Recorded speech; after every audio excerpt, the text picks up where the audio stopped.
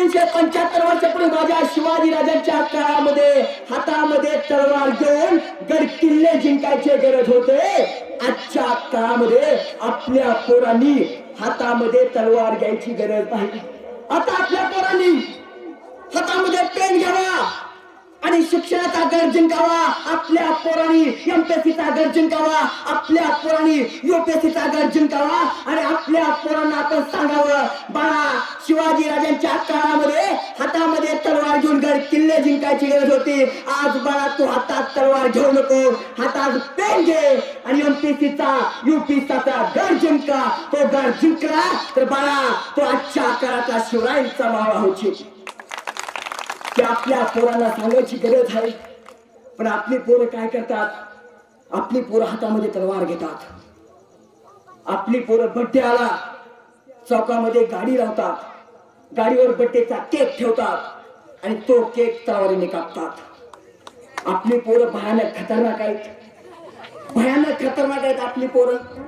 आपल्या पोरांच्या हातामध्ये जातात ज्यावेळेस तलवारी ते रागाच्या भरात राजकीय वैरापोटी आपली पोरं तलवारीने एकमेकावर वार करतात।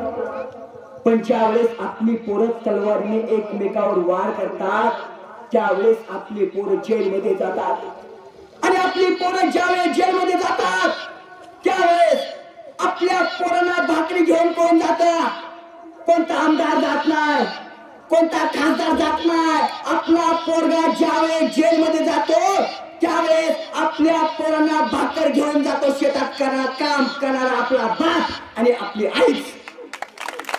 मग आपण आपल्या शेतकरी बापावर ही वेळ आणली तर आपण शिवाजीराजे शिकलो काय? काय शिकलो आपण शिवाजीराजे? बांधवलो शेतकरी बापाचा विषय निघाला म्हणून सांगतो। माझ्या शिवाजी राजांच्या काळामध्ये माझा शेतकरी बाप सुखाची आणि समाधानाची भाकर खात होता। माझ्या शिवाजी राजांच्या काळामध्ये माझ्या शेतकरी बापाच्या अंगावर सुखाची आणि समाधानाची सावली पडत होती। माझा शेतकरी बाप सुखाने जगला पाहिजे, माझ्या शेतकरी बापाने सुखाचा घास खाल्ला पाहिजे म्हणून शिवाजी राजांनी शेतकऱ्यांसाठी त्या काळामध्ये कायदे केले। कायदा काय?